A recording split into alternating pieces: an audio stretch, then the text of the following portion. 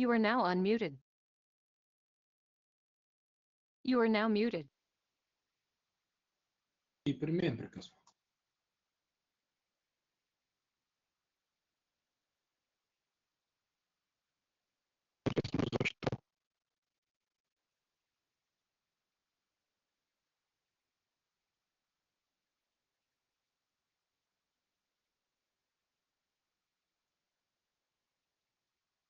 Сега чувате ли ме?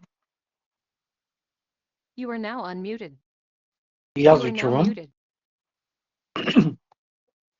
Емил зададе един въпрос, свързан с това, че е много станал шумен двигателя след основен ремонт.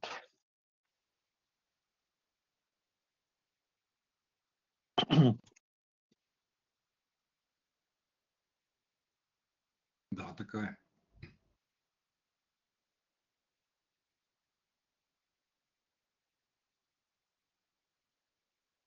Основни неизправности на двигателите след ремонт, причини и начини за тяхното отстраняване.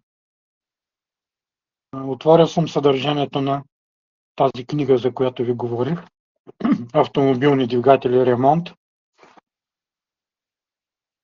Сега първото нещо, което ми идва така да кажа е, че започват да протичат процесите на сработване в началото.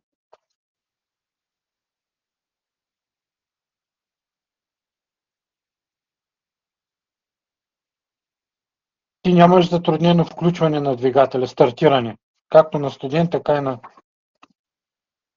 загрят двигател. Не, нямам никакво затруднение. Изключително лесно пали. Когато огася равномерно, няма дисбаланс. Да. Много голяма мощност имам. Когато работи на тихи обороти, докато е студен, малко е по-шумен. Вече второ масло съм сменил. Преработата е, не е от маслото. В момент търся, че тя таблицата е много голяма.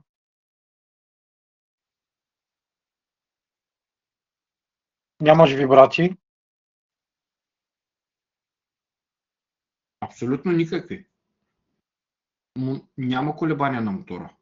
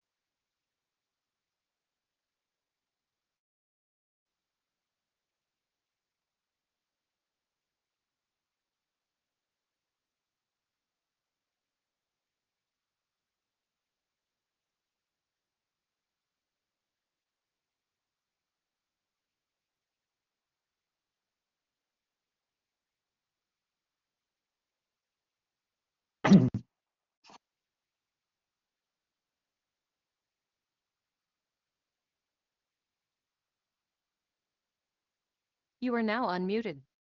You are now Те са muted. много неизправностите. Но няма такова нещо свързано с... You are now muted. Искаш да кажеш, че има нисък шум, честота много по-ниска от честотата на въртене на колена, независещи от натоварването.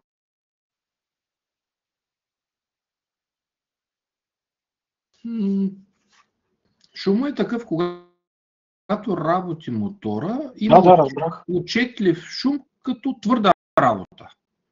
А Комарела са известни с меката си работа.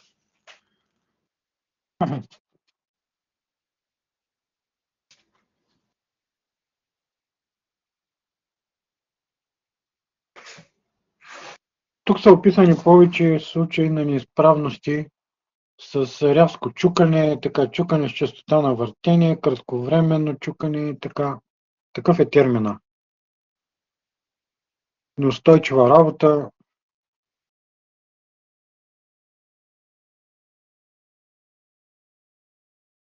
Тук нямаш. Не, няма такива симптоми. Да, разбрах. Просто е по-шумен и това питах дали има уред, осцилоскоп или нещо друго, което може да хване, ако някъде има нещо, което сме пропуснали, но беше разглобен мотора на съставните си части и беше сглобен с нови. Коляновия вал беше износен и сменихме коляновия вал с нови основни белни лагери, нови сегменти. Да, разбрах. Ами това е свързано най-вече, предполагам, с механичната част на двигателя. Да, на такова прилича. Ами тук няма как да използваш електроника, свързана с системи за управление и така нататък, регистрация, нещо на сигнали. Единствено, ако могат да... Нямам такъв уред за вибрации, говоря в някои от лагери или нещо подобно. Единственият вариант е да се вземе един стетоскоп и на характерни места да се търсят шумове. Ами ние в миналата година говорихме с вас, че има такъв осцилоскоп, който е с щипки и се закача на тръбичките за горивото на дюзите. Да. И тогава се хващаше коя дюза не работи. Доколкото си спомням. Добре, сега ще заредя това, което имам. Предпочитаме така да обсъждаме неща, отколкото да You are now чета. unmuted. Да?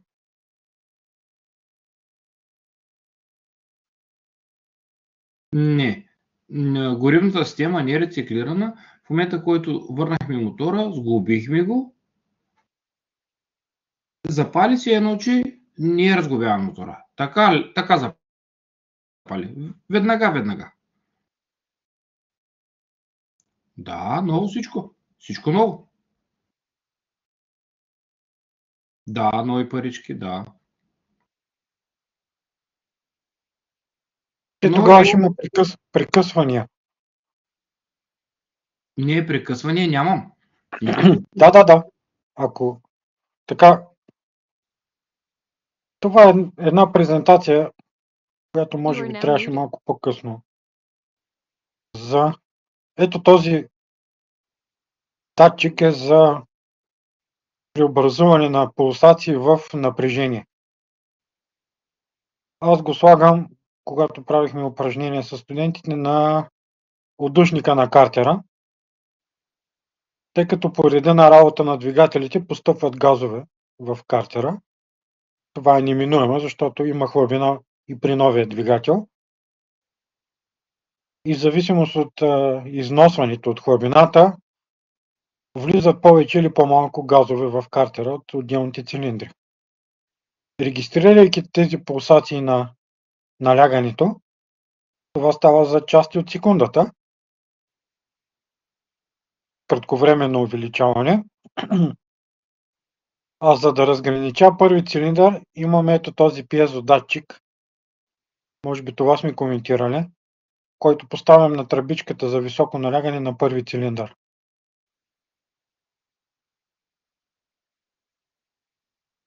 И ето това е сигнала. С синьото това е амплитудата на напрежението от пулсациите в картерните газове. А с червено е пулсации от този пиезодатчик. И ако виждате, ето тук в този участък има пик на червения сигнал от пиезодатчика и след 4 пика на остеограмата от пулсациите на картерните газове, отново има такъв пик на сигнала от пиезодатчика. Това означава, че в този момент е отворил нагнетателния клапан на ГНП и се подава гориво към дюзата. Отваря се разпръсквача, пръсква се гориво в цилиндъра, налягането пада и разпръсквача се затваря. но тъй като продължава движението на гориво от нагнетателния клапан към дюзата, тя среща преграда, това е количество гориво или горивото среща преграда и тръгва обратно да се движи. Посока нагнетателния клапан и така то постоянно циркулира вътре в тръбичката. И затова са тези червени пикове много. А от сините виждате, че този цилиндър, който е най-износен, имаме най-много газове преминали в картера, увеличава се налягането, съответно и амплитудата на напрежението е най-висока.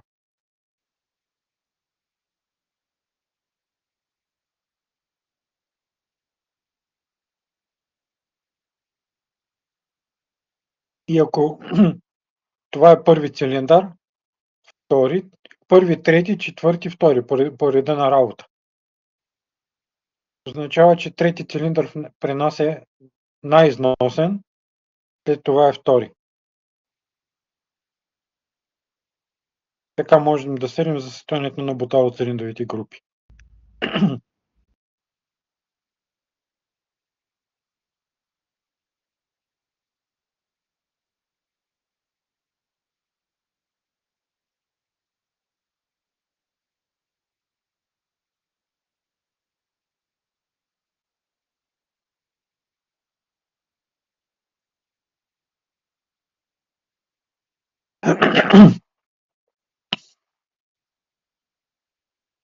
Така, почнахме да говорим за неизправности на двигателя.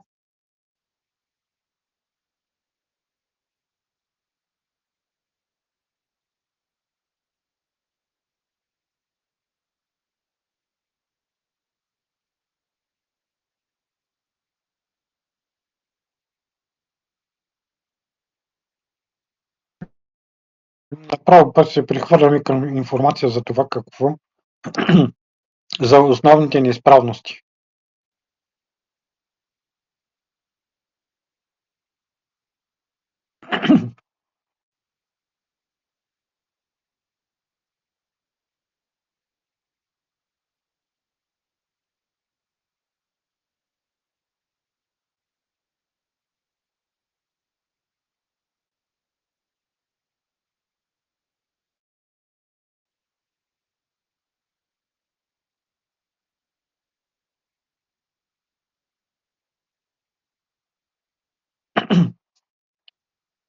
Ние говорим за неизправности на двигателя, но технологичният процес на ремонта с какво започва? С оглед, визуален оглед. Преди това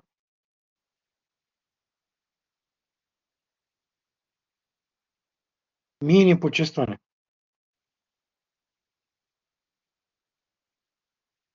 Знаете, че двигателите са замърсени от пътната настилка, от прах и много такива. Винаги ремонта започва с външно миене. След това, разбира се, с външен оглед, разглобяване и така нататък.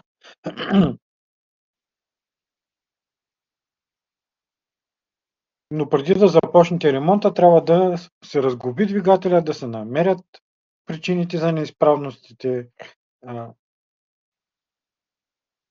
детайли и части и възли, т.е. детайл и части е най-също, които влияят върху производителността, експлоатационния живот и основни компоненти на двигателя. Като неизправностите се появяват под формата на шумове, цвят на отработили газове, изтичане или разход на работни течности, влошаване на параметрите, а това са мощност, разход на гориво.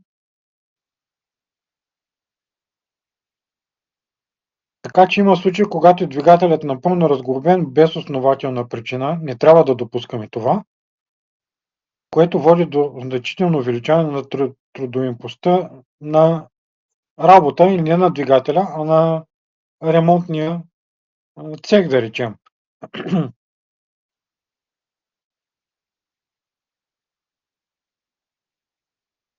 Основни причини за неизправностите на двигателя.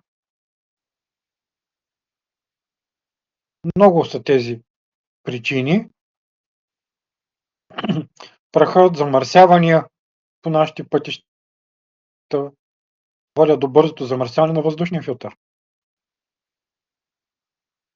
Като прах може и понякога, поради нехерметичност, да навлезе директно в двигателя. Това е голям проблем, особено ако ние не сменяме своевременно филтъра, въздушния филтър, вследствие на замърсяването, а земеделски машини, пътно-строителни машини, товарните автомобили, дори и леките, при запрашеността на нашите пътища много бързо се замърсява този филтър. Той става съпротивление. Двигателя, така грубо казано, е жаден. Трябва му въздух. Има голямо разреждане след филтъра и в един момент тези замърсявания започват да преминават през филтъра и навлизат в двигателя, а това води до ускорено износване. А и самото замърсяване, провеждали сме такива експерименти с Евгений Енчев, като докторант, всяко едно такова замърсяване и с увеличаване, особено на степента на замърсяване, увеличава разхода на гориво. А тук местните търсих с какво прилагателно да го заменя. Като местни да речем някакъв малък производител или бензиностанция за горива, който не може да осигури нужното качество. В тези горива също може да има частици от различен произход, което причинява ускорено замърсяване на горивния филтър в случая, а той също може да бъде причина за преминаване на частици, които замърсяват или увреждат надбуталното пространство. И ще намалим ресурса на двигателя. При дизеловите двигатели качеството на горивото влияе върху работата и ресурса на горивното оборудване или горивната система. В случая най-много водата и сярата, тъй като водата причинява корозия на частите на помпата и инжекторите и водят до нарушения в подаването на гориво. Образуват се серна киселина и други такива серни съединения, които водят до корозия. Може да доведе до сериозни неизправности части на двигателя, повреди на буталап, предкамери и други. Прах може да навлезе и в резервоара по време на зареждане с гориво и в двигателя по време на смяна на масло и техническо обслужване. Макар и да изглежда дреболия, това натрупване с течение на времето нараства и допринася за намаляване на ресурс. Така, на всички ясно ли ви е какво е ресурс? Количество работа, което може да извърши машината. Дали ще е работа, изминато количество, пренесено количество товар, всичко това е работа.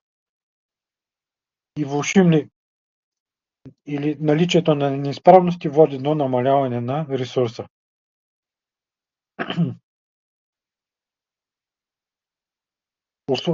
Начинът на шофиране също оказва влияние. Ускоряване, спиране, рязко спиране също водят до претоварване на системите, износване и така нататък. В зимата, при стартиране на студен двигател, отново имаме затруднено мазане. Първоначално полутечно мазане може да имаме, при което имаме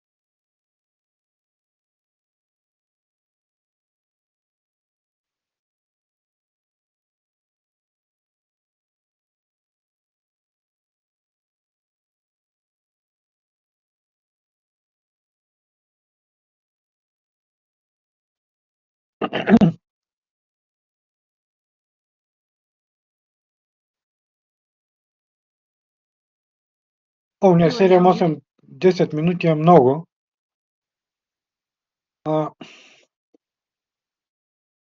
Не могат да се разглеждат едностранно нещата.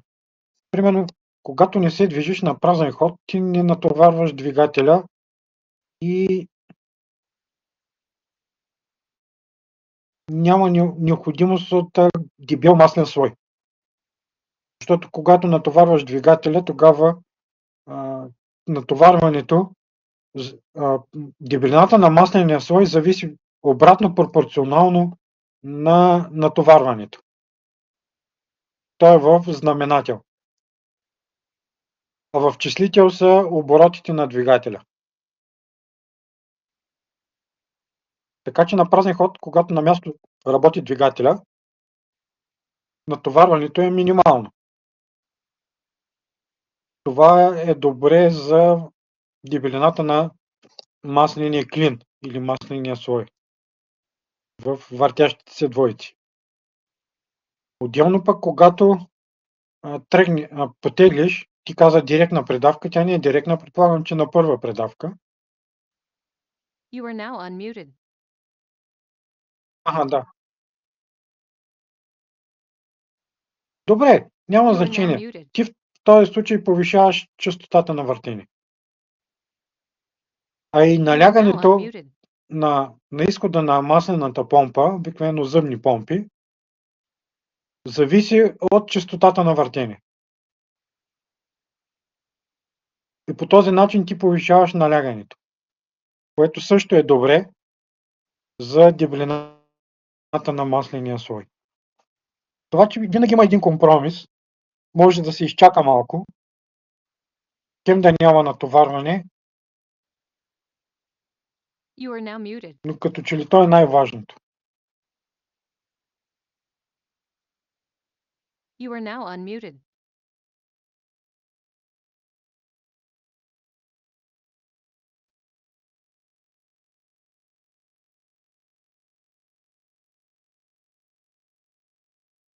Да.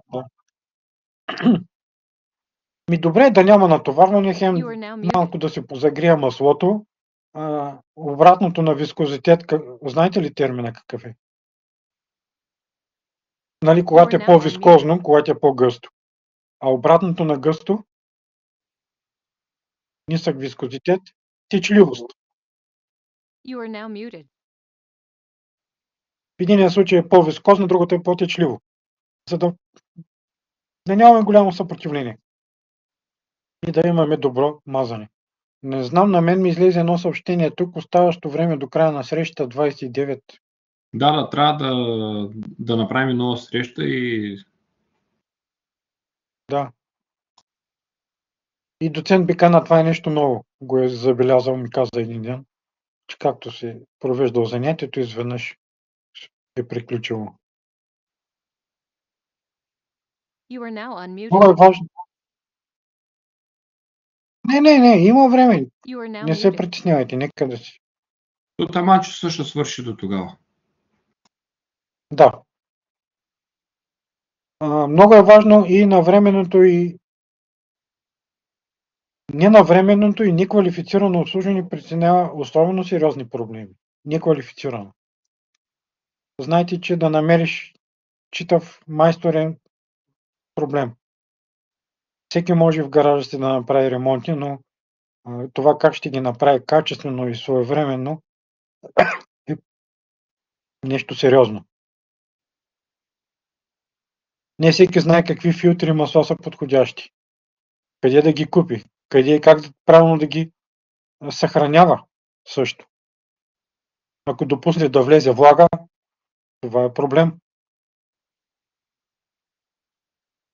Когато правя упражнения тук с студентите, проверяваме състоянието на двигателно масло и използвам един уред от SKF ни е даден. Той работи в светофарен режим, зелено, жълто, червено. Аз слагам масло, работило примерно 2-3 хиляди километра, съвсем нормално, светим около 1/5, 1/4 от зелената зона запълване. Само една капка вода добавям. Това напълва уреда в червената зона максимално. Това е малко така стрелкови. Индикация като стрелка. Сложа ли вода, веднага се влошават свойствата на маслото. Голям проблем е също попадането на гликол от антифриза. Някой виждал ли е?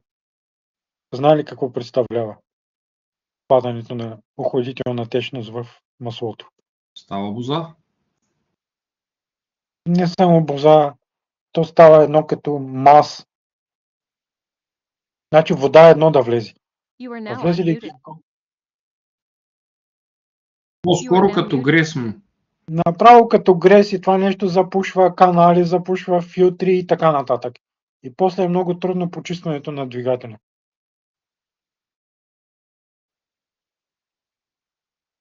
Добре.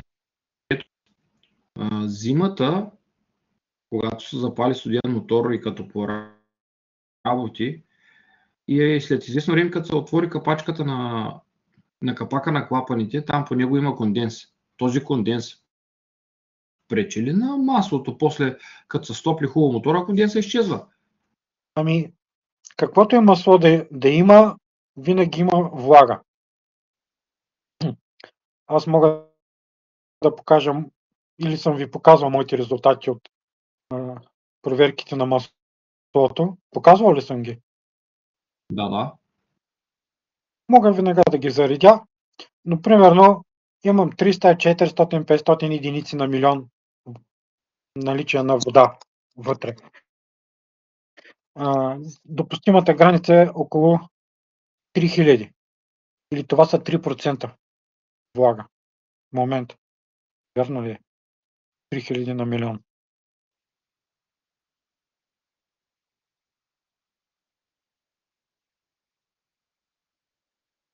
Не, 0,3%. Допустима граница. Ами да,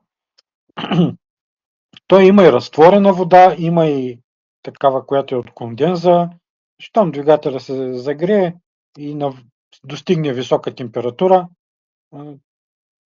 наистина влагата намалява. Не можем да избягаме от нея.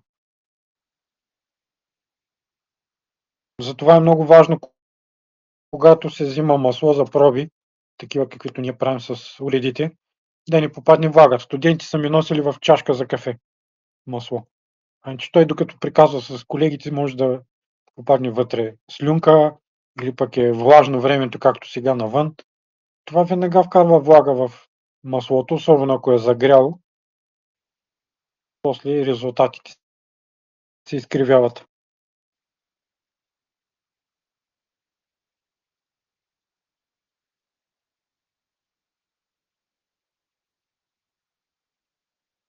Тук е записано и за течове в охладителната система, неизправности на термостата, датчик или съединителя на вентилатора. Прегряване на двигателя води до намаляване на налягането в горивната камера, прониква охлаждаща течност в маслото и това води до рязко увеличаване износването на частите.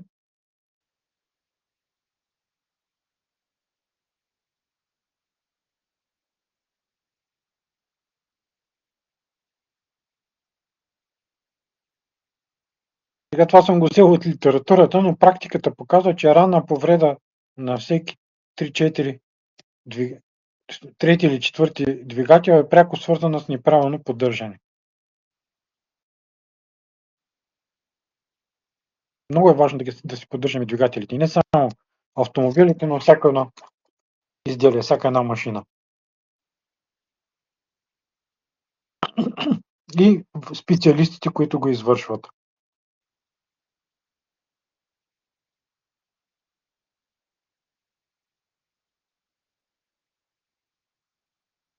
Причините за неизправности на двигателите могат да се разделят в 3 групи.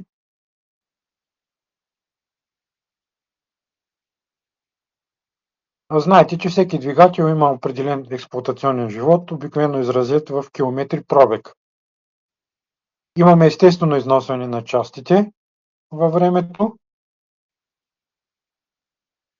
което при правилна експлоатация и навременна поддръжка, неправилно, тук съм оставил думата, неправилно поддържане или обслужване, се определя главно от дизайна на двигателя и по-скоро от конструкцията на двигателя. Ако преминем пробега съответстващ на ресурса, например ресурса, ако е 300 000 км и ние го преминем, състоянието на двигателя обикновено се характеризира с висок разход на масло, повишен шум, а понякога и удари от различен произход, свързани с големи хлабини в износените части. Съответно спада мощността, затруднено се стартира двигателя, макар че тук малко мога да споря, и други. Тъй като ако имаме два двигателя с еднакви параметри, единия по-износен, другия нов, да речем, според мен този, който е по-износен, трябва да се стартира по-лесно. Пак има, разбира се, граници. В този случай компресията ще е по-ниска, стартера ще му е необходимо по-малко количество енергия, за да преодолее компресията и ние ще стартираме по-лесно. Но пък наистина ще се стигне случай, в който при големи хлабини, вече износа на горивна уредба и така нататък, наистина може да е затруднено стартирането. Основните причини за неизправности на двигателя, това са първо квалифицираното техническо обслужване, правилната експлоатация, високата квалификация на водача и нормални пътни условия. Но всичко това е свързано с естественото износване на детайлите, което е неминуемо, тъй като се променят характеристиките на материалите. Обективни причини. Климатичните условия, запрашеност, ниско качество на гориво-смазочните материали, масла, горива и така нататък. Тежки пътни условия и производствени дефекти. Това са обективни причини, върху които ние не можем да влияем. Върху ГСМ можем, ако си подбираме бензиностанции и трябва да имаме някакъв опит с зареждане. Примерно, аз, тъй като и продължавам да се замислям върху разхода на гориво, но 16 години активно работех с разход на гориво и не бих казал, че ми е заболяване, но всяка една касова бележка си я въвеждам в едно приложение. Следя си разхода на гориво, а там си отбелязвам и бензиностанциите, от които съм зареждал това гориво и мога да кажа приблизително кои бензиностанции в нашия регион предлагат добри горива, които ми осигуряват по-голям пробег и кои лоши. Субективните причини за неизправности на двигателя, това са недостатъчна квалификация на сервизните работници. Не е квалифицирано или неправилно проведено техническо обслужване и ремонт и не на последно място и неграмотна експлоатация.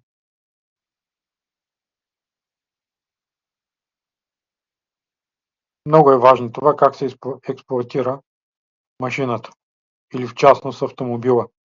Чували ли сте за термина екодрайвинг?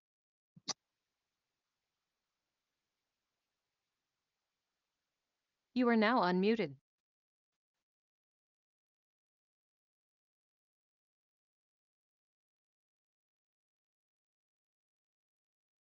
Да, но те са свързани само с разхода на гориво. Чел съм някъде, дори съм теглял такива приложения. Скандинавските страни, когато подготвят водачи на автомобили, задължително имат едно обучение за екодрайвинг.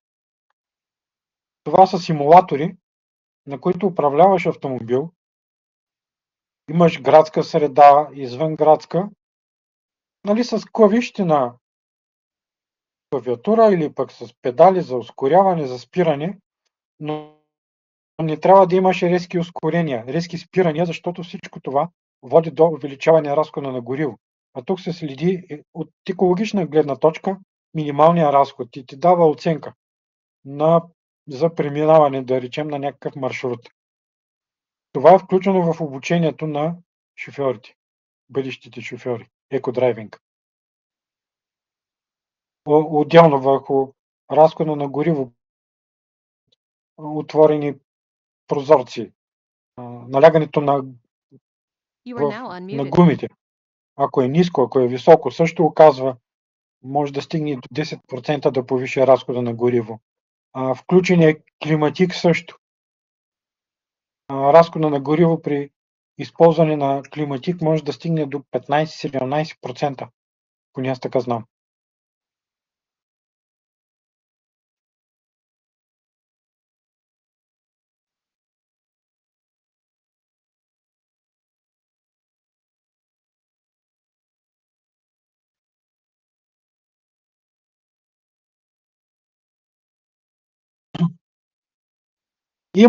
Имам такова нещо.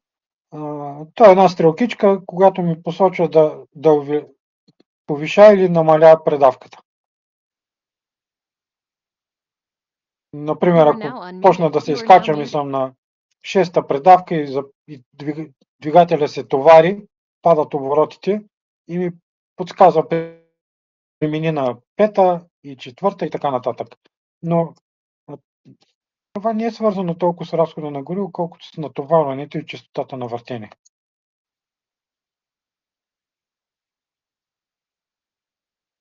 Много мога да показвам. Преди години с разхода на гориво ми определяли зависимости. Имам една програмка, трябва да я потърся. Направихме симулиране работата на трактор Болгар ТК-80. Задаваме натоварване, нали, теглителна сила и целта е да запазим тази теглителна сила, като увеличаваме и намаляваме придавките, така че да имаме най-нисък разход на гориво. Теглителна сила, например, оран. Има някакво усилие отзад на трактора, трябва да се приложи теглителна сила. И да речем, ако на 4-та предавка разхода е по-голям отколкото на 3-та, тази програмка ми подсказва, премини на 3-та, като трябва да увеличиш съответно и по-скоро да намалиш оборотите, но пък да запазиш теглителната сила. Трябва да го намеря и да ви го демонстрирам. Това беше с плазгачи, с стълбчета, разхода на гориво. Това ни го подсказва тази уредба.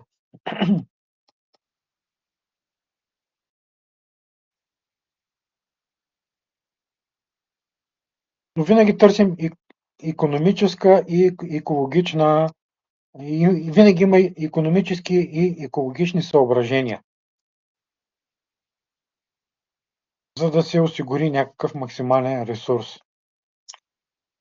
Максимално допустимия разход на масло е не повече от 1,5 литра на 1000 км.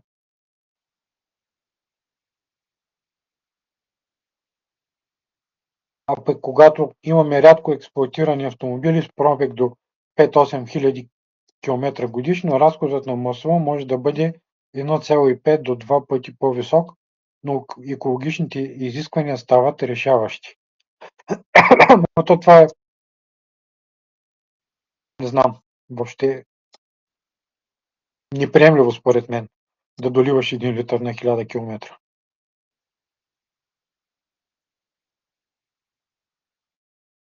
Но пък не сменяш маслото.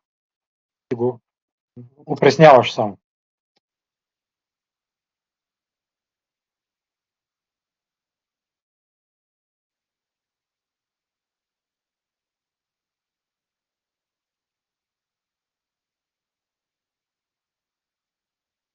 Тук пише повече за разхода на масло. също оказва влияние.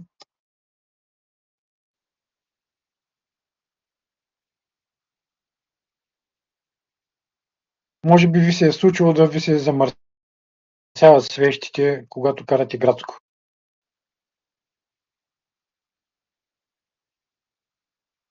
Поне аз имам усещане, че когато изляза с автомобила на дълъг път, след около 50 км му се променя работата.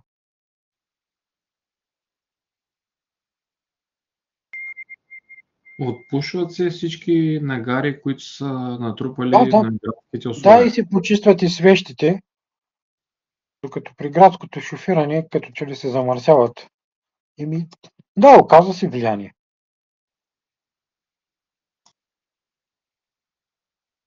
Върху надежността на двигателя зависи също и количеството масло.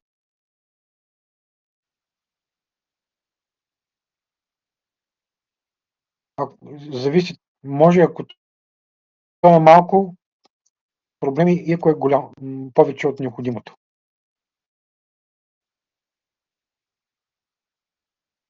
При неприемливо, много ниско ниво на маслото, черупките може да се повредят на лагерите.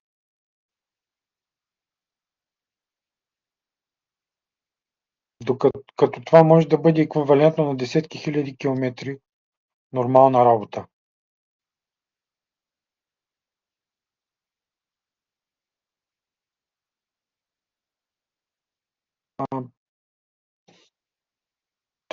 Тази книга е превод от руски, но като че ли той за нас е характерно. Употребяваните автомобили, идващи при нас, осигурени в родината си с високо ниво на обслужване. Представете си в Германия ТУВ как влияе върху обслужването. Добри пътища и компетентна работа в по-голямата си част имат само естествено износване на двигателя. У нас тези автомобили започват да изпитват влиянието на редица обективни и субективни фактори, които водят до ускорено износване на частите на двигателя. Между другото, това от причините двигателите на автомобили с голям пробег, които са работили доста прилично там, имате предвид, да речем на запад, бързо се провалят тук. Той за нас важи.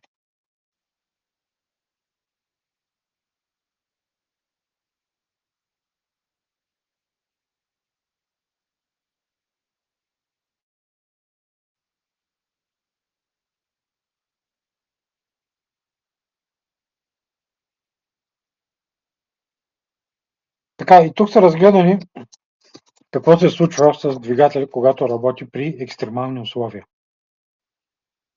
Със сигурност съм се отбелязал, че съм стигнал до тук. След време, като почна пак да работя, да знам откъде да продължа.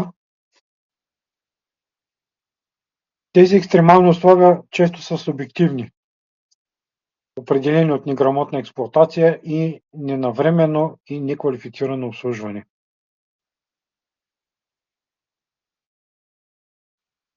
Първо, работата с недостатъчно смазване. Или това е режим на маслен глад. В този случай ниско наляганите или изобщо липсва налягане в системата на смазване. В този случай двигателят работи няколко секунди без налягане в системата за смазване, пускащите лагери започват да загряват. Масленият филм между черупките и шийките на валовете започва да се разкъсва и настъпват локално прегряване и топене на антифрикционния слой на черупката на една или повече шийки. Процесът може да се развие в две посоки, зависимо от честотата на въртене, хлабините в лагерите, материала на вала и черупката и други. Може черупката да се завърти в леглото на лагера или пък направо да почне да се върти. Ако натоварването и честотата на въртене са ниски, тогава двигателят може да спре, само заклинване. Но черупките няма да се завъртят в леглата. Това е най-благоприятният случай. Но повечето шофьори и механици, изправени пред това на практика, се опитват да завъртят коляновия вал с помощта на тегляне или ключ с дълъг лост, манивела. Веднага след като коляновия вал започне да се върти, двигателят се стартира. Но вече черупките на някои шийки вече са се обърнали или разменили местата си. Появяват се удари, като след няколко десетки километра, преди разрушаване на мотовилка и други части, ремонтът вече трябва да бъде достатъчно сложен и скъп. Също лагерите се повреждат при малки хлабини.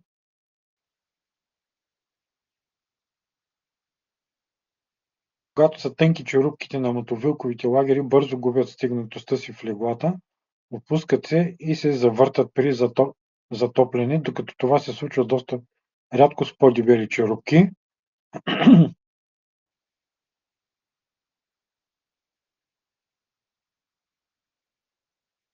Най-вече се поврежда антифрикционния слой,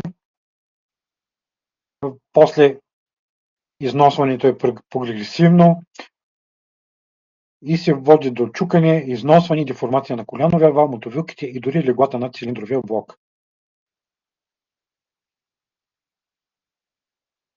При маслен глад, ако разпределителният вал е разположен в цилиндровата глава, той се поврежда бързо.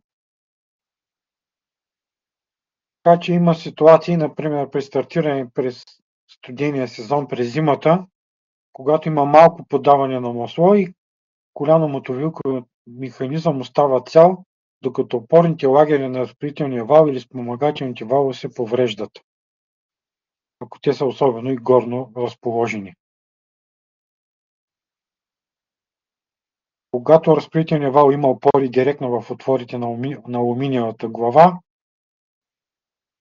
тази двойка в случая е податлива на задиране, когато липсва масло, отколкото, например, втулка или черупка със специален антифрикционен материал.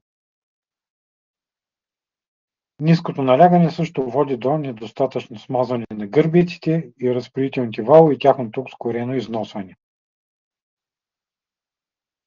При хидроповдигачите също може да възникват неизправности. Бързо в маслото се отделят едри частици, запушват филтъра и при студен старт това непречистено масло започва да навлиза в системата за смазване през отворен байпасен клапан. Ако се замърси филтъра, трябва да има предвиден такъв байпасен клапан, който да запази двигателя.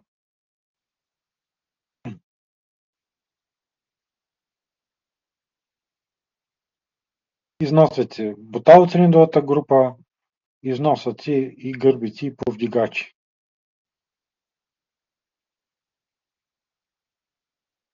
А тук е описано къде протича задирането, най-вече по натоварената страна на полата на буталото.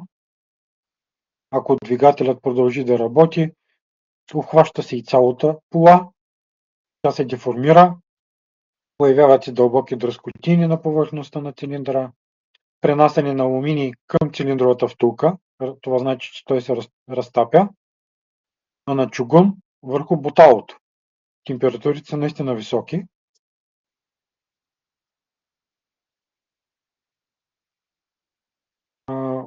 Режимът на маслен глад е възможен както за стари, така и за стари износени двигатели, така и за нови, които са преминали само няколко хиляди километра.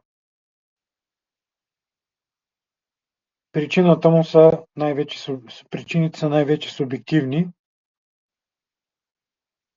Това е при неграмотна експлоатация или неквалифицирано обслужване. Например, ако вие преминете някакво препятствие, ударите картера, той се разруши или смачка и маслото спира да тече към двигателя.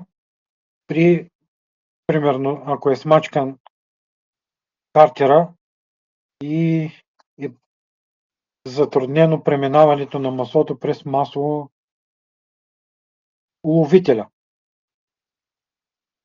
Цетка ли, как да го нарека?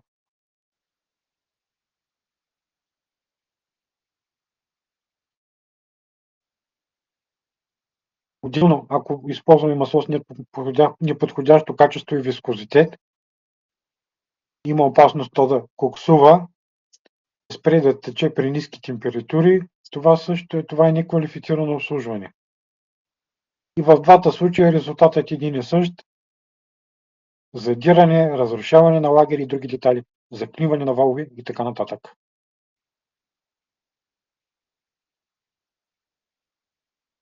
Тук в ето тази диаграма е посочена работа на двигателя в режим на маслен глад и до какви неизправности довежда до това. При ниско ниво на маслото, с високо масло, с ниско качество, ниско налягане на маслото, до какви неизправности довежда.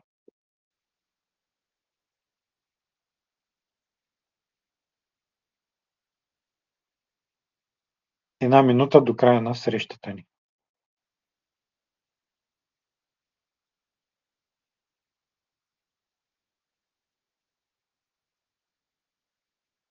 Това интересно ли е за вас като материал? За мен You да. are now unmuted.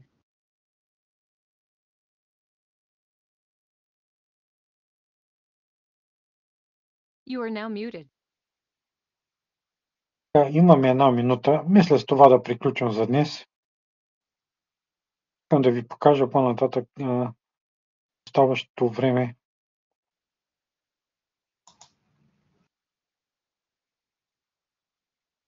Основните неизправности. И това са таблици. Това, което е Емил пита, но аз в книгата преди малко открих, че има и след ремонт. Това е преди ремонт. Рязко чукане, равномерно чукане с честота на въртение и така нататък. Всичко това ще го поставя. Още малко трябва да го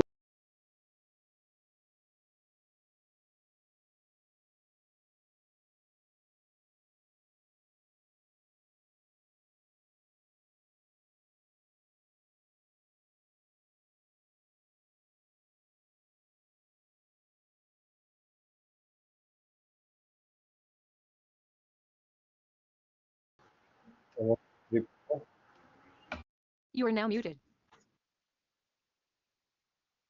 Все пак с работи не ги очаквах. Приключва, да. Това е нещо ново. Не, беше и преди така. Въпросът е, че сега между първия и втория час не сме спирали сесията и заради това то го отборява. Вие не сте излизали. Само двама не бяха излезли.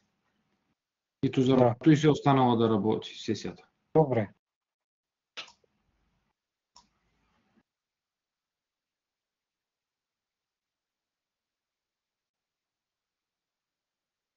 Тук и за маслата пише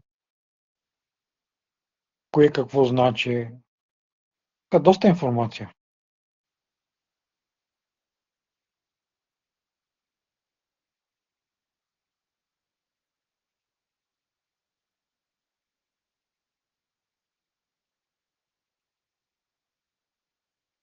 Описано е диагностика на неизправности на механичната част и какви са тези неизправности. На коляно-мотовилков механизъм, буталоцилиндрова група, газоразпределителен механизъм, спомагателни възли, агрегати. Какво се износва? Какви са основните откази и повреди? Вие останахте само двамата.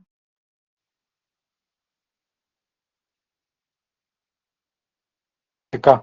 И ето тези таблици с основните изправности на механичната част. Причини и начини на отстраняване. Те са няколко страници.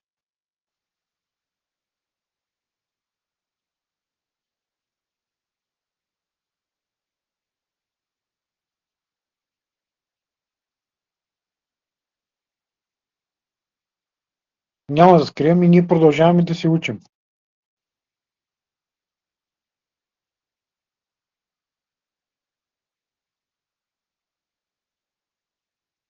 Колегата, при когото ходих в 11 часа да му проверя акумулатора и зареждащата и стартираща системи, Да.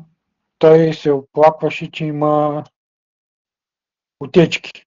Мисля, че коментирах, но той ги проверява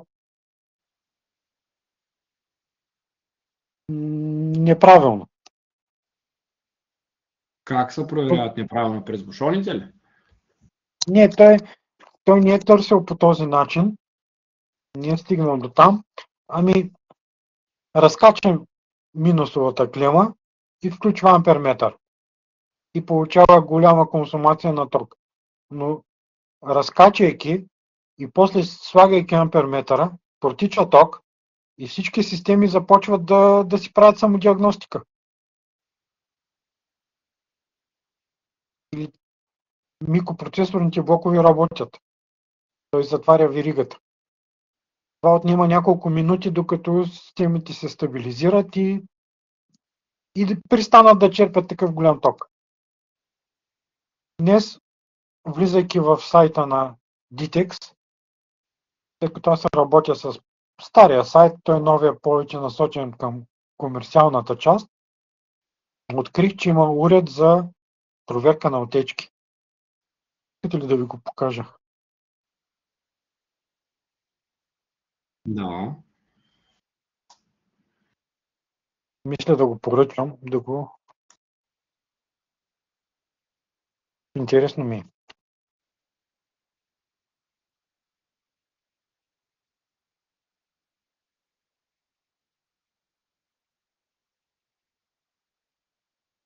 Отделям екран.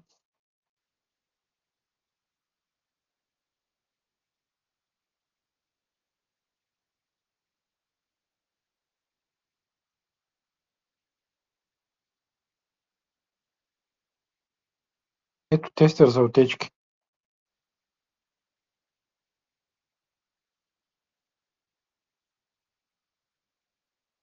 Отечките при съвременните автомобили трябва да са между 10 до 50 мА за час. Не знам защо за час го пише. 10 до 50 мА. Рядко до 80.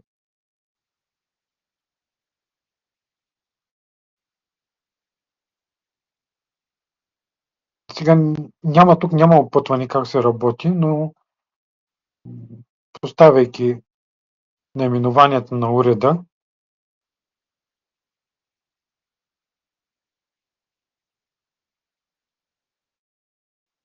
в интернет има клипчета. You are Виждате, now unmuted.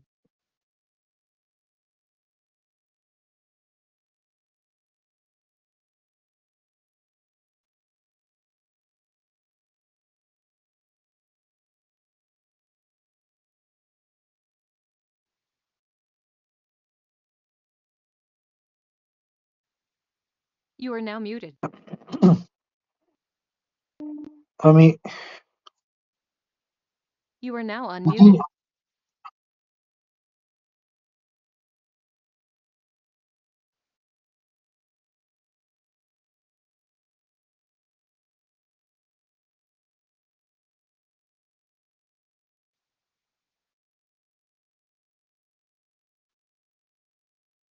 да. You are now muted.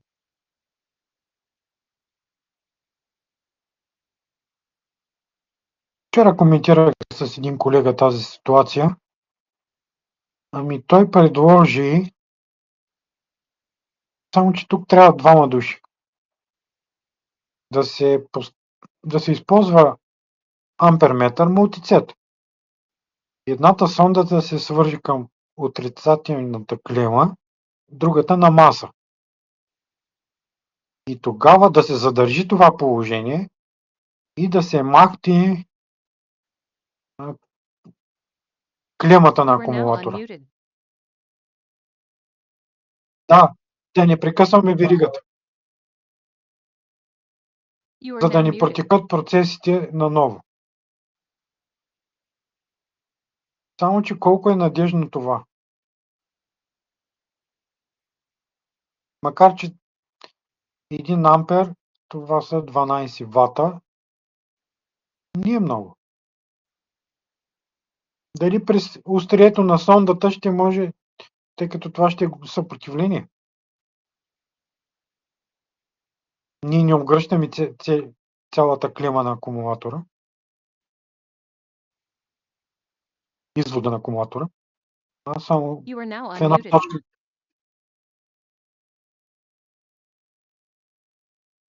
Да, мисля, че няма проблем. Ами, ето един човек обаче трябва да You are се now държи muted. така и вече като че ли по-нататък следва изключване на предпазителите един по един на отделните вериги. За да открием в коя верига е проблема. И после в тая верига да търсим пък елемента.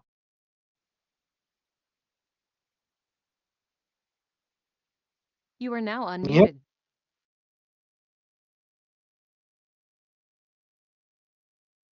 You are now muted. Ами, колегата дори сега аз му показах, предполагам и вие сте виждали, знаете за приложението Temu, като AliExpress. В You are now България. unmuted.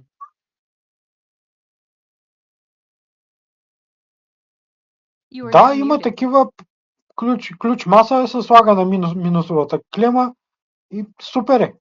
Видях го за 7 лева го има. 7-15, зависи човек какво ще хареса. Също може да се използва. Но пък тогава при всички консуматори спира захранването им. Всеки път, когато включиш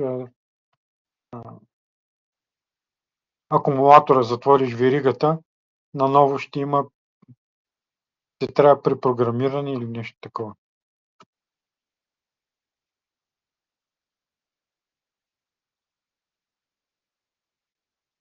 Никога не можеш да кажеш едностранно нещо, дали ще бъде положително, отрицателно. Но в неговия случай, примерно, ако има отечка и се притеснява, може да си го направи. Автомобила му е 2015 година, не е толкова нов.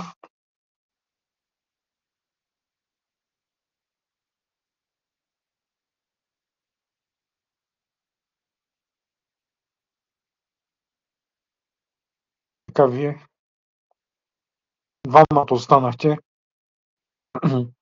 Как сте иначе? Добре сме, благодаря. You are now unmuted. You are now muted. Аз имам един такъв въпрос. Да. Как ще се процедира относно дипломните работи за края на обучението? Кога ще се дават? Ако има вариант да ги вземем по-рано. По същия начин. Ако решите и от сега може нещо. Да, няма проблем. То сега как е процедурата? Сега ние сме 3 семестъра. Да.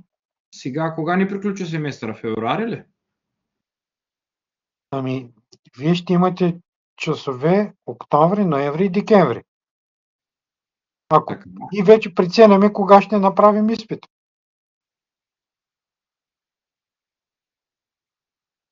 По принцип, професор Николов може да определи някой там петък, събота или ние с когато се разберем над вечер, 6 часа, 7 часа да направим един тест.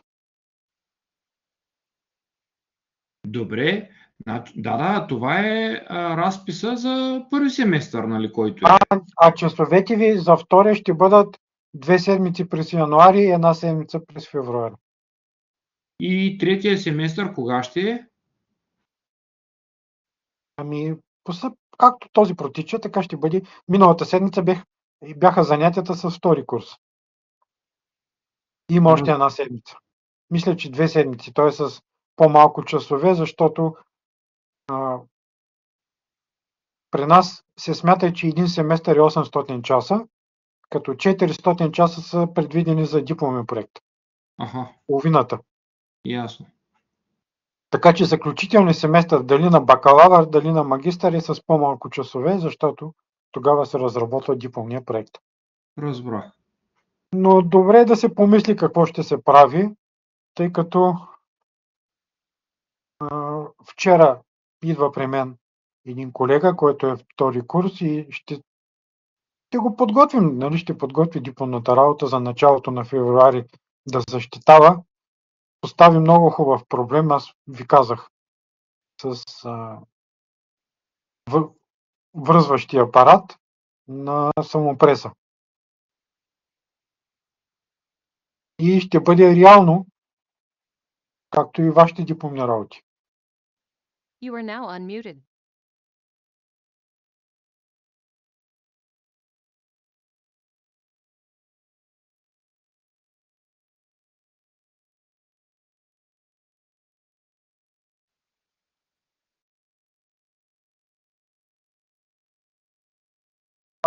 Колеги, само за момент един телефонен разговор. You are now muted.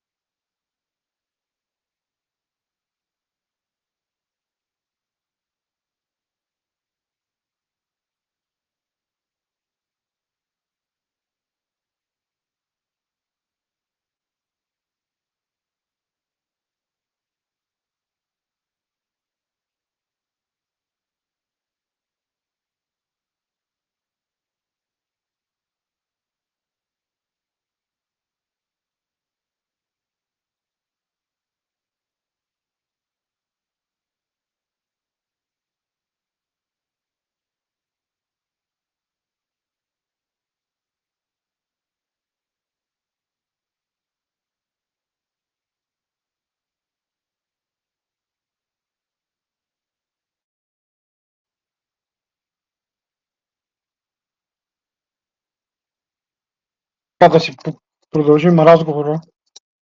За какво говорихме? От сега да си изберем тема за дипломна работа, да може да си работим и да имаме достатъчно време. Добре. Ами помислете върху какво може.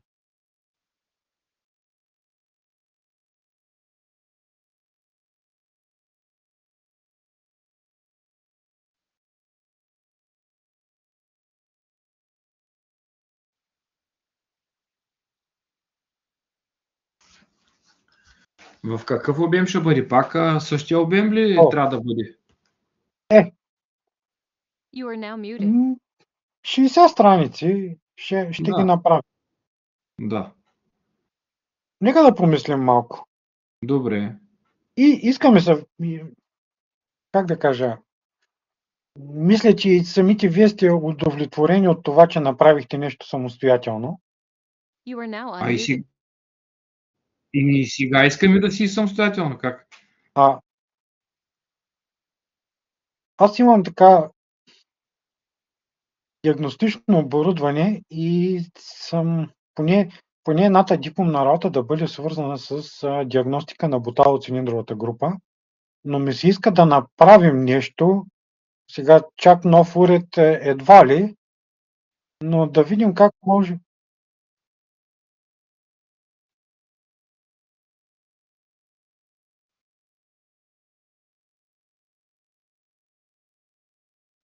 Да, нещо смарт.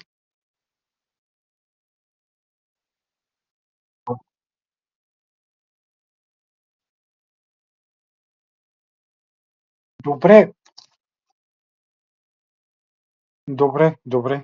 You are now muted. Ами попада на напрежение се определя относителна компресия. Но тук ни трябват уреди. Можем ли да го направим това с апликация? You are now unmuted.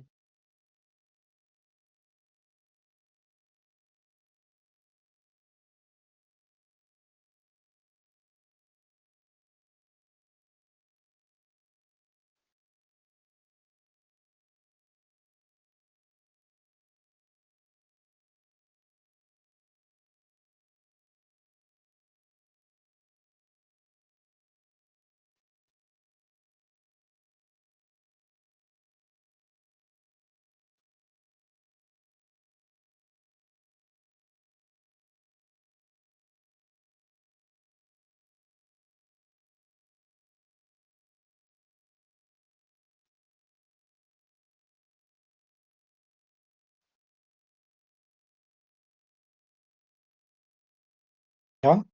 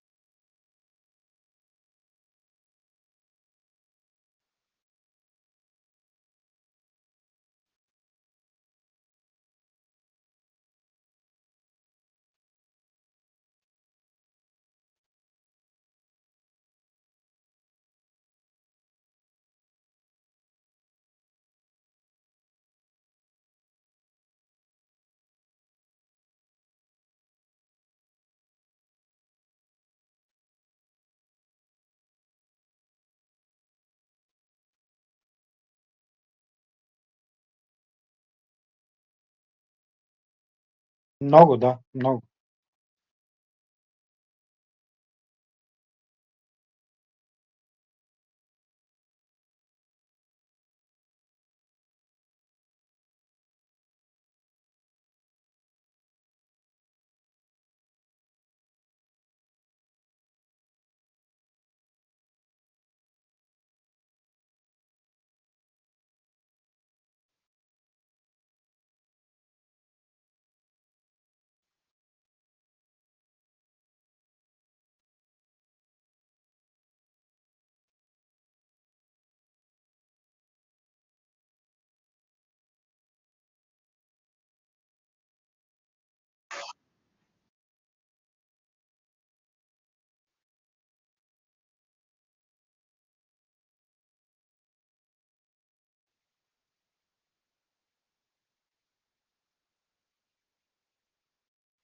Ами трябва един разговор да You are now проведем muted. малко You are now по-подробно. unmuted.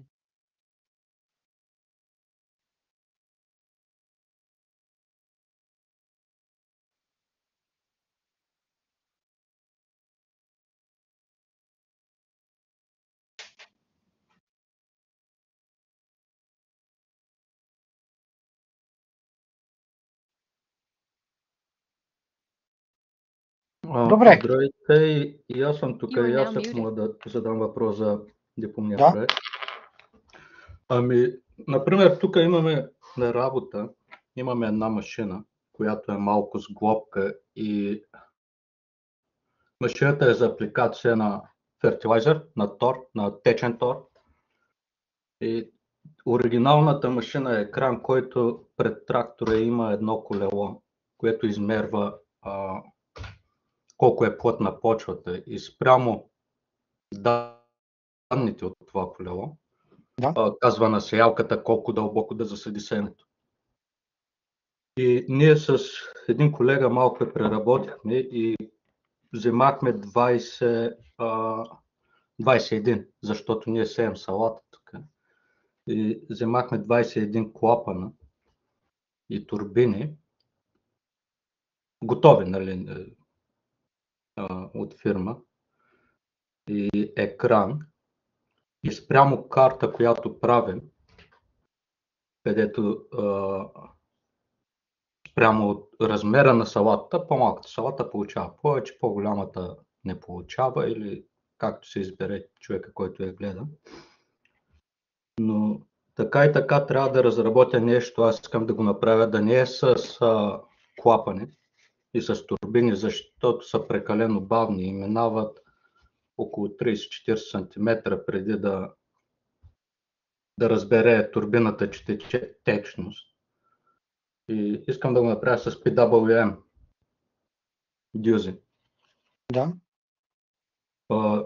Ако направя тая разработка на тая машина, може ли да се включи като дипломен проект или е извън? По-скоро това отива в други науки, проектиране на земеделска техника. Добре. Трябва да е нещо свързано с диагностика, поддържане на техниката и управление, примерно, на резервни части, на проектиране на ремонтно дилърско. Да, защото така и така ще го направим с PWM. Софтуера ще се вътрешно от компанията написан. И тя машината все пак трябва да си има самодиагностика и верификация, нали, дали тече тор в момента, колко тор тече.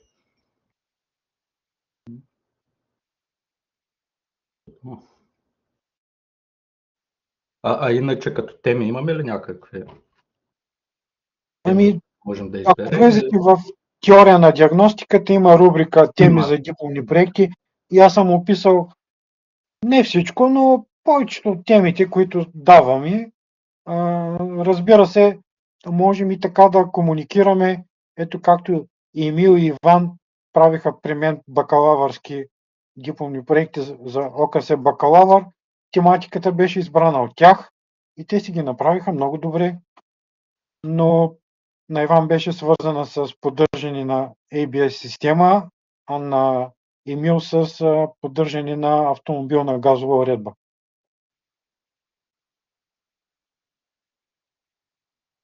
Аз искам да дойда отново лично при вас да се избира, защото притежавам и диагностичен уред и ще го донеса да го видите. И Добре. Ако трябва, мога да си купя всякакъв, да направя някаква такава дипломна работа, свързана с чиста диагностика. Компютърна диагностика нещо. Може и с диагностика и всичко може. Примерно аз имам стенд за проверка на инжектори от бензинови двигатели. Нискоомни, високоомните, 15-16 ома обикновено сме правили. Има и такива готови дипломни проекти. Но може да... така, аз давам един скелет на дипломния проект и примерно била е за, да речем, Opel. Студента проучва за някакъв друга марка автомобил, друг модел и инжектори, как ще ги почистим, как ще ги проверим, после как ще ги почистим, проверка след почистване, сравняване на резултатите преди и след и така нататък.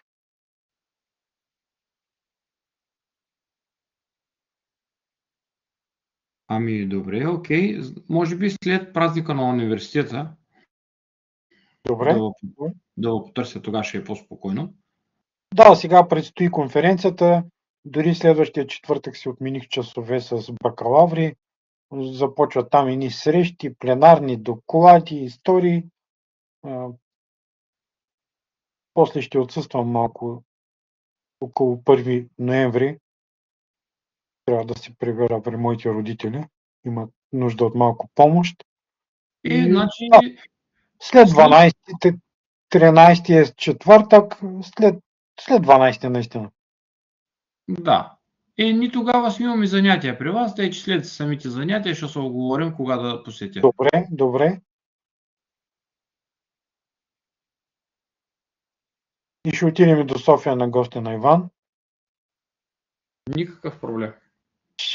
Ще пошегувах се, но не знам дали казах, че замислям се за китайски автомобил. Проблем е, че нямат развита сервизна структура. Ама кой модел се замисляте? На Geely Coolray.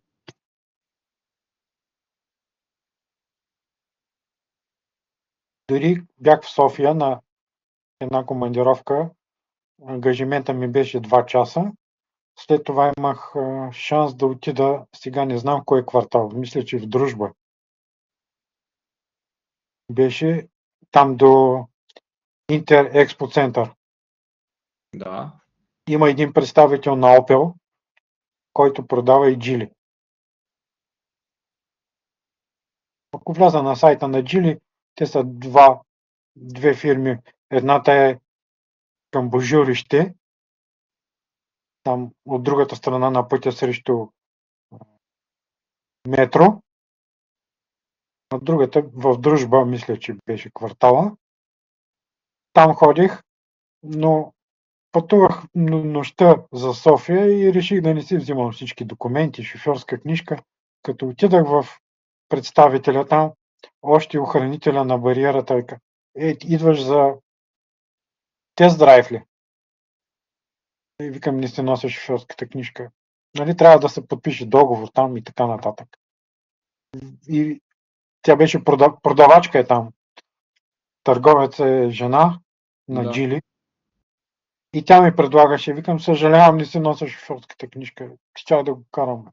Иначе хубав автомобил, 50 и няколко хиляди, 1.5 двигател с турбо, бензинов. Не искам нито хибрид, нито електричка. С 7-степенна автоматична скоростна кутия с двоен съединител, 172 конски сили.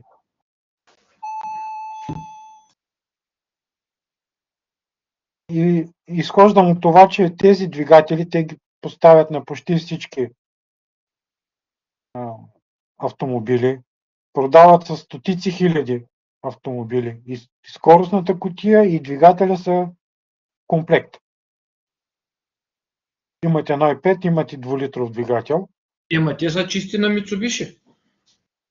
Не, тези по-скоро са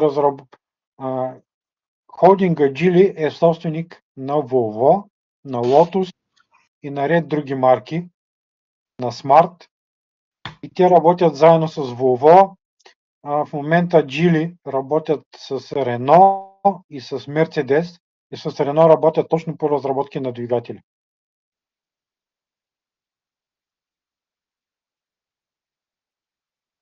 Много добре изглежда. Ходих в Молдова, тамошния представител. Автомобилът струваше под $20,000. Но като пресметнах колко трябва да доплатя за мито и за ДДС, 10% мито върху цената и 20% върху общата цена с митото, ми излизаше толкова, на колкото го взима в България. Ама по-добре в България, защото и поддръжката, тя поддръжката 7 години ли е? Не мога да кажа, може и 4. Защото на Dongfeng гаранцията е 100% 7 годишна. Да, ма мен ми хареса този. Нали знаете, че не решавам само аз? Разбира се. Е в цвят бордо. И само една година през 2001 продаваха дачи с този цвят. След това смениха каки или някакви други цветове.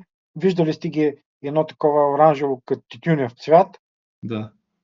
но това бордо го продаваха само първата година. И за майтап отиваме да я гледаме или да я поръчваме. Аз не бях я виждал колата, то нямаше такава нито тест драйв, нито нищо. Оказва се, че това, което желая като конфигурация, Рено България го бяха подали в Дачия. Имах ВИН код от автомобил, който те са поръчали без да имат клиент. И когато дойде, не, преди това и жената отидахме да го, нали, договор да подпишем и тя беше със същия цвят чанта. Та избрах цвета на автомобила по цвета на чантата на жена ми. В кръга на шегата. Ема е била щастлива. Но пък Дача, сега и на нея много и хареса също джилито. Бяхме заедно в Молдова и го видяхме. Те предлагат най-скъпия вариант е с цвят лавандула, който променят цвета си според ъгъла на осветяване от слънцето. Значи долу горе като хамелеона. Да, нещо такова не и хареса, но има такъв един шоколадов. Много хубав. Но е с всички екстри, как да кажа, хубав автомобил. Еми, пожелавам ви го още тази година, на края на годината да отивате да го вземате. Не, няма да стане сега други работи. Но наистина е хубаво. Новата кола си е нова. Разбира се как. Уверих се това с дачията.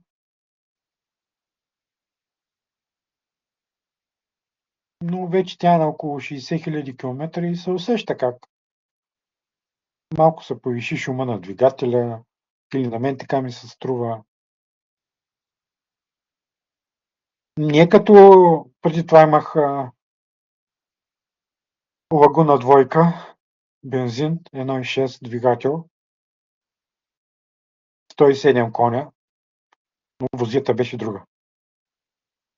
Съвсем различна. Тогава са залагани едни неща, сега се залагат други. Да, точно така. Ама аз сега имам едно предложение към вас. Да? Когато отивате да купите новия автомобил, предварително да купите и на дамска чанта същия цвят, за да направите покупката. Жеста. Да. Това най-лесното. Ама единственото, всеки си гледа и нуждите, какви има в момента. Тази година попътувахме малко повече, всичко е разходи. Децата растат. Предстои им едно пътуване до Индонезия. Големия е помощник хореограф. От вече над 20 години играе народни танци. И малкия го записах и ще ходят на турне в Индонезия. На някакъв фестивал. Бяха в Южна Корея 12 дни. Това е живота. Да видиш свята. Много е хубаво това. Така, аз с вас поделям. Замислили сме се и за къща на село, ама това е убийство. Като знам моите родители, на жена ми родителите, това не знам. А и с този интензивен живот, който имаме в момента, ние сме амортизирани. Направо сме амортизирани. Ема къщата на село ще внесе тишина и спокойствие. Но за да се стегне пък една къща, двор и така нататък, като че ли средствата, които ще ги вложа в къщата, по-добре да ги дам, примерно, нашата идея да отидем до Сингапур или да видим нещо друго. Бяхме сега в Москва и Ленинград. Да видиш съвсем други неща, красиви неща. Така е. Един Ереван, знаете ли колко е красиво и хубаво? Най-малкото капачките им се махат от бутилките.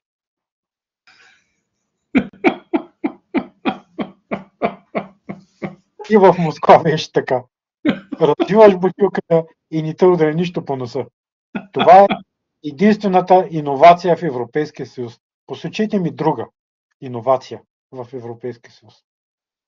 Това ограничение с капачките. Намалиха бойлерите от 80 градуса на 65. Да. Направиха двигателите от 1.8 на 1.5 с турбо и сега Да, Honda с вече тройка. няма новите. Но тези Geely Coolray с 4-цилиндров двигател, предходния модел е с 3 цилиндров, сега с 4 цилиндров. Ами Русия, Беларус, в Хърватска, Сърбия ги продават, Румъния има голяма сервизна, да речем около 15 града в Румъния ги предлагат. Тук на 2 места в Букурещ.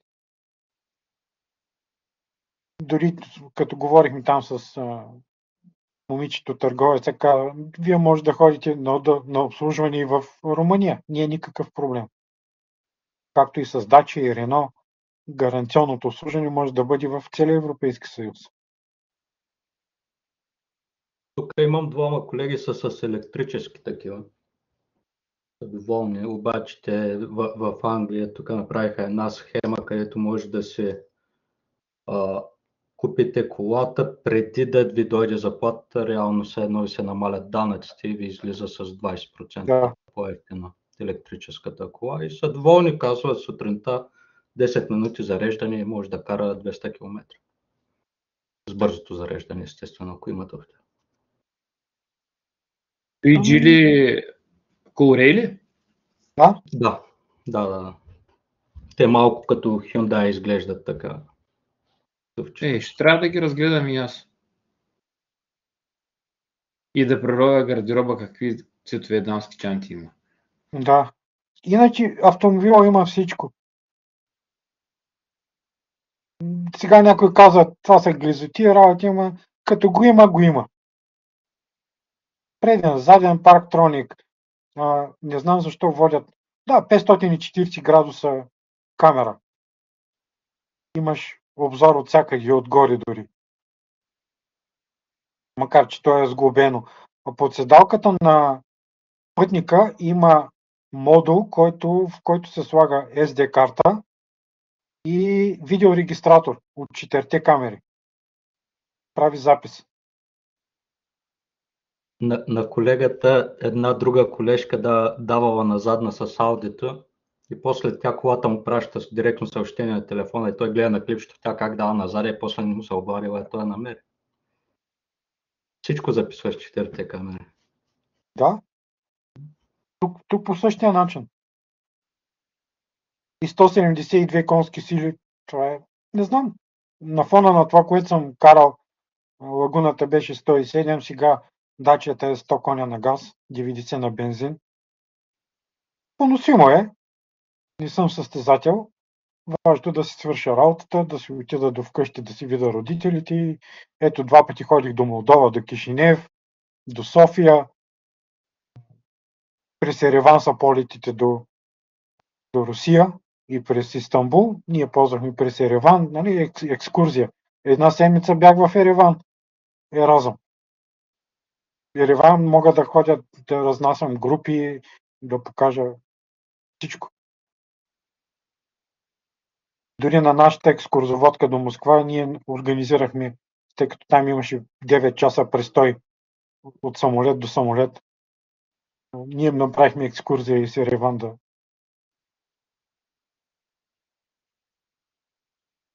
Навсякъде работят с тяхното приложение беше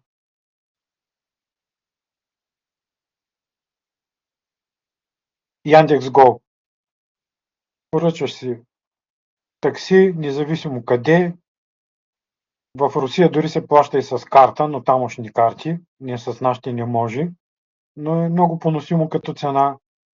Хубави автомобили, китайски, Chery, Geely, каквито си помислите. Тук на изток от Румъния и България карат над 60% от парка ми китайски.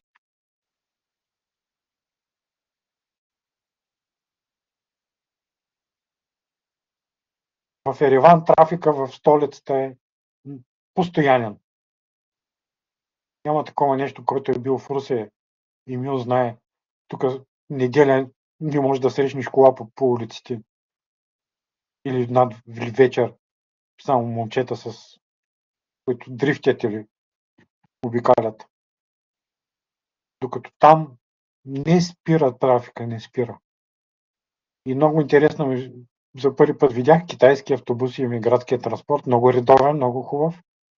Не големи автобуси, но когато натисне спирачката водача, отзад се изписва брейк. Или когато включи мигач десен-ляв и стрелка надясно или наляво отзад на автобуса.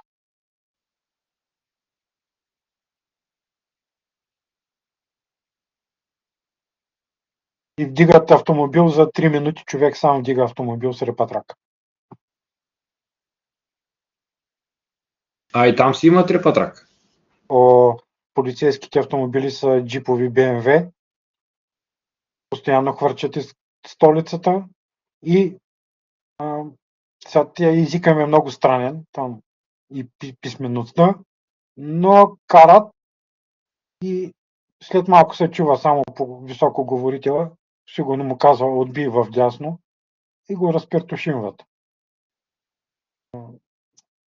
Неправилно си спрял, отзад е полицейската кола, отпред идва репатриращи автомобил, не като нашите с паяци така да вдигат нагоре, сигурно може би сте виждали и американците така правят, отпред-назад влизат по средата два пръта, с хидравлика се свиват на 90 градуса под предните колела, отзад слагат две релси, на малки колеца вдига задните и тръгва и го прибира с един хубав голям джип. Няма там и постоянно има около министерствата, дежурят полиция, такива, които жандармерия, веднага могат да реагират на всичко. Но пеещи фонтани, големи работи. В Армения са над 90% християни. На времето и те са били 100 години под турско-османско иго. Да знаете, предполагам, че през Първата световна война имало геноцид. 1,5 милиона са избити.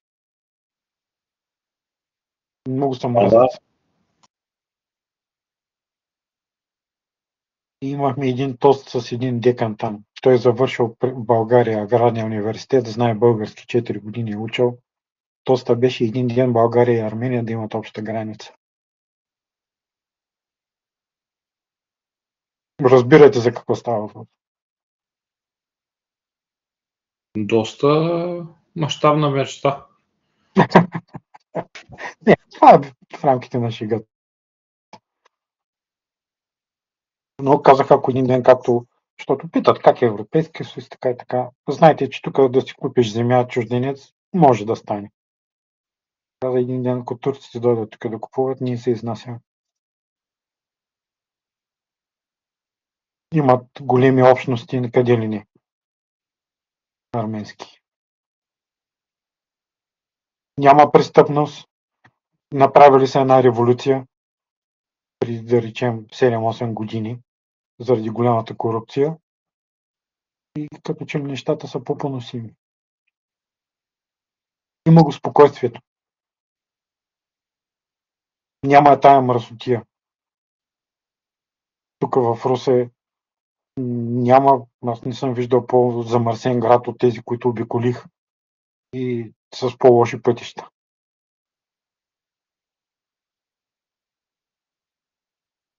Не съм видял човек да пуши нито в Армения, нито така, нали, да застане с цигарата и да пуши, нито в Кишинев, Молдова. Да не говорим тук за Западна Румъния. Също колко е красиво. Кушна Покава, Алба Юлия, първата им столица на Румъния. Там е почти унгарска част. Много е красиво, много чисто. в Москва българите, като слязат от автобуса, първата им работа да запалят цигара. Ама дойде Росгвардия и каза, ние тук не може да пушите. Това е менталитет първите 7 години. И правила. И правила навсякъде да се спазват. Чистота.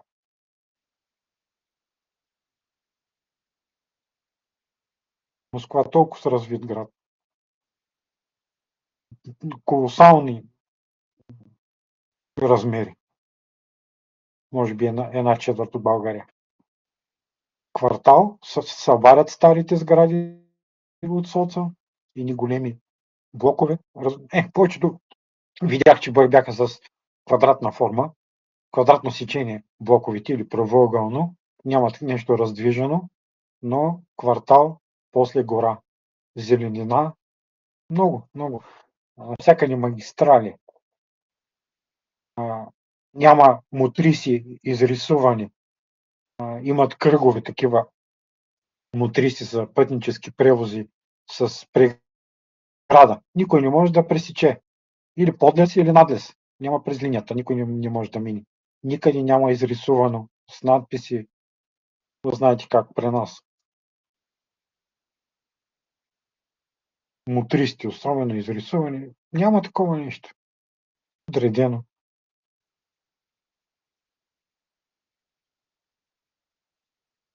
Но си е изток. На запад има други неща. Били сте сигурно и в Италия, и Испания. Има и много пришелци от Африка.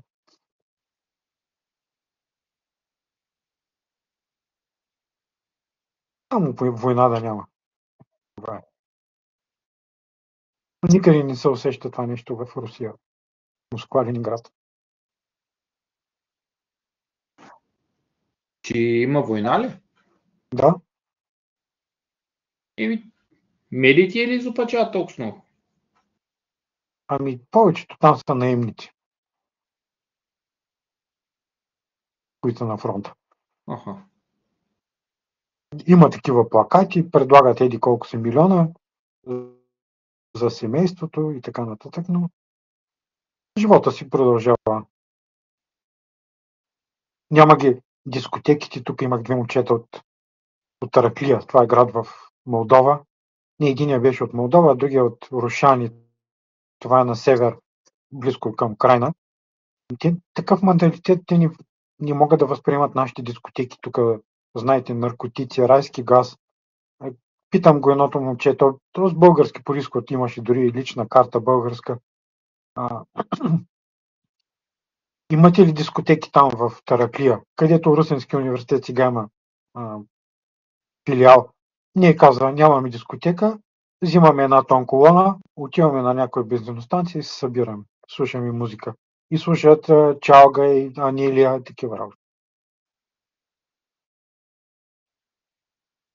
Така и беше и в Русия. В Санкт-Петербург, на един голям площад до Ермитажа,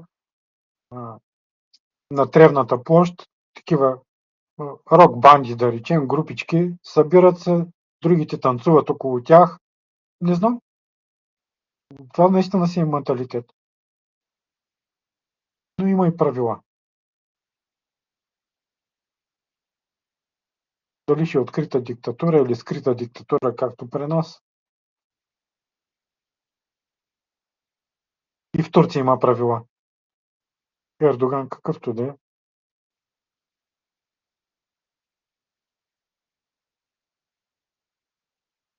Не знам, всеки си има виждане. Говорят това, че казват, имало диктатура в някои държави. Тя е явна. При нас е скрита. Това е. Някой друг не управлява. You are now unmuted. Точно това искам да кажа. Имало, защото могат да посочат имена. Явна диктатура. Но при нас е скрита. Още по-зле според мен. Отплеснахме се много за политиката. Но много неща не знаем. Много. Особено какво е ставало в тези региони на Украйна, които в момента са под руско влияние. Какво е ставало преди началото на тази операция. И там около 2014 година, как са изгаряли хора живи, деца са избивали. Руснаците имат друг поглед. И много неща казват, че са скрити от нас. Нито пък обратното. Фалшива информация много. Не вярвам на всичко и се съмнявам във всичко. И още по-зле ще става с AI и други работи да се направи фалшива информация. Ами вече чувам, че докторите също лекуват с изкуствен интелект, но понякога той може да реши проблемите вместо тях. Ако няма знания. Да, вече няколко случая, имаше един случай, един американец, той попитал ChatGPT заместител за сол и вместо натрий ChatGPT му казва брomид и да, може да се каже, че е заместител като химически елемент, но човека се натровил и заминал. Днес четох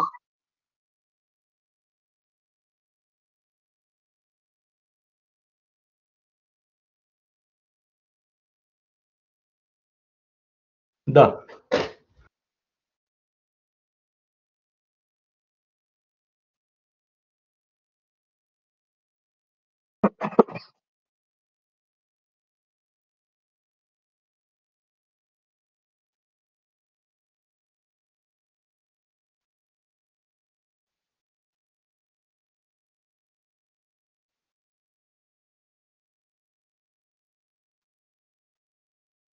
Да. Нашата е същата.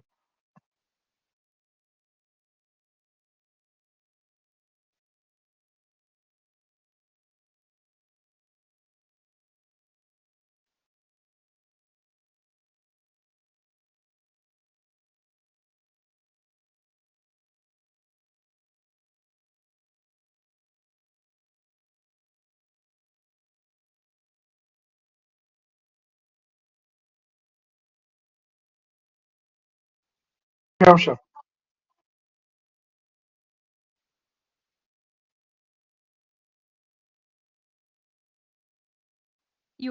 Знаете ли, Шкумбата има един анекдот. Казват му личен лекар, що приглежда и други хора. Да. Той беше тук, сега също ще има ще има през декември месец представление. Така, Емил е от Русе. Росен, вие откъде сте? И аз съм от Русе, но последните 10 години съм в Англия. Ами, поне Емил, предлагам му направо ела да го гледаш. Много интересно. Момент, че не чух. Шкумбата ще има концерт в Канев център. Представление. На коя дата? Не знам, трябва да търсиш някъде в средата на декември. Само ми се обади, ако искаш да дойдеш. Добре.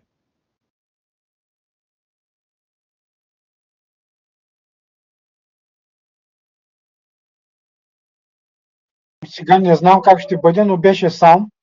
Но той 2 часа прикова вниманието на всички и беше така много разтоварващо. Посмяхме се, интересни работи. Не знам, жена ми е менеджер на Канев център. Тя движи всички тези неща там. Тя организира концертите, накрая заключваме сградата и всичко. Имам срещи с хората преди и след представление и понякога е по-интересно, отколкото самото представление. Отпускат се. Стоянка Мотафова сме имали такива интересни неща след концерт. Един ден, като се видим, ще имам възможност повече да говорим. Добре, колеги, трябва да проведа един разговор служебен. Преди малко ми звъннаха за проблем. Помислете наистина за дипломни проекти. Можем да почнем да работим. Нещо по-стойностно да излезе.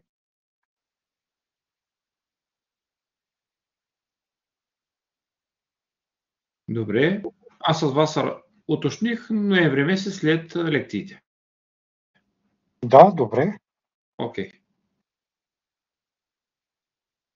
Ами, желая ви хубав ден. Утре имаме занятия по теория на диагностиката. Мисля след обед да нямаме, само сутринта малко да се